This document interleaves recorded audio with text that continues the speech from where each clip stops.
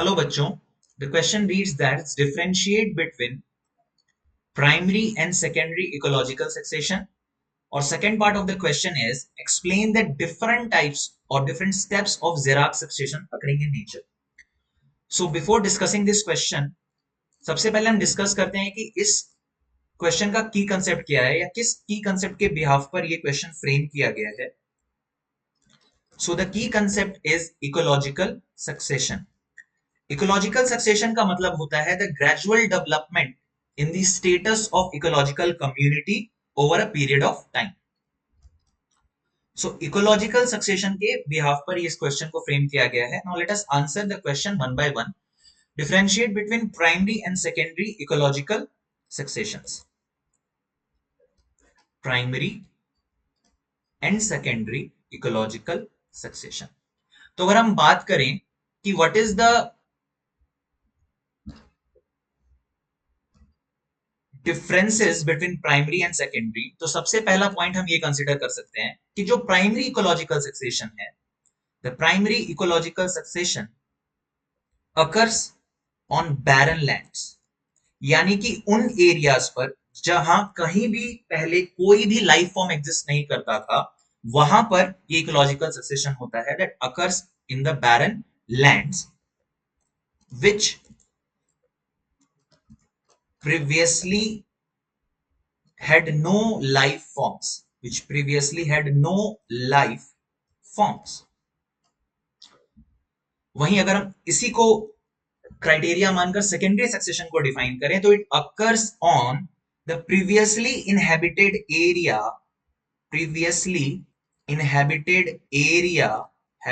inhabited area which were disturbed or destroyed, which were disturbed or destroyed. यानी कि secondary ecological succession उन areas में होगा जहां पर पहले तो कोई एक लाइफ फॉर्म एग्जिस्ट करता था, बट बिकॉज ऑफ वन और अनदर रीजन वहां पर जो लाइफ फॉर्म्स थे या कम्युनिटी थी वो डिस्टर्ब हो गई थी.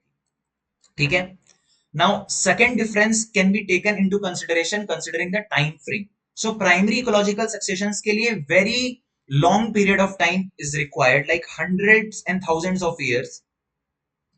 of years or more is required in case of primary ecological succession. जबकि अगर हम secondary ecological succession की बात करेंगे तो it can happen in a time frame of 50 to 200 year of time span. Okay, 50 and 200 year of time span. अब third point of consideration में let us take the examples, जिससे कि हमको clear cut अंदाजा लगे कि दोनों का डिफरेंस क्या हो सकता है. So in primary succession, we can take the example of lava formed lands, यानी कि वो लैंड जो जस्ट लावा के डिपोजिशन के कारण फॉर्म हुआ है, that can be a part of primary ecological succession. उस पर जो भी कम्युनिटी चेंजेस होंगी ecologically, that will be a primary ecological succession. जबकि अगर हम बात करें सेकेंडरी इकोलॉजिकल सक्सेशन की, we could take the example of lands destroyed by natural calamities, यानी कि फ्लड और अदर डिजास्टर्स. तो इसका मतलब हुआ कि वहां पर पहले कोई कम्युनिटी एग्जिस्ट करती थी, बट इस फ्लड या डिजास्टर के कारण वो कंप्लीटली डिस्ट्रॉय हो गया और उस पर फिर से इकोलॉजिकल सक्सेशन हो रहा है, तो वो सेकेंडरी कहलाएगा and this one will be known as the primary. Okay, so first part of the question को हमने डील किया. Next part of the question says, part B of the question says explain the different steps in xerarch succession. तो सबसे पहले तो जेरार्क succession क्या होगा. जेरार्क succession का मतलब हुआ कि वैसा ecological succession, that type of ecological succession जो कि ड्राई लैंड एरियाज पे हो रहा है, ड्राई लैंड एरियाज पर हो रहा है. Now it will move from xerarch to mesic condition. Mesic condition means medium water conditions. So जो स्टेप्स हैं that will involve the pioneer species. Pioneer species यानी कि वो स्पीसीज जो सबसे पहले इकोलॉजिकल कम्युनिटी में डेवलप होंगी. Generally lichens represents the pioneer species. then we will have then pioneer species के बाद जो इकोलॉजी या जो कम्युनिटी डेवलप होगी that will be bryophytes, that will be bryophytes. उसके बाद श्रब्स, सॉरी, उसके बाद हर्ब्स डेवलप होंगे। उसके बाद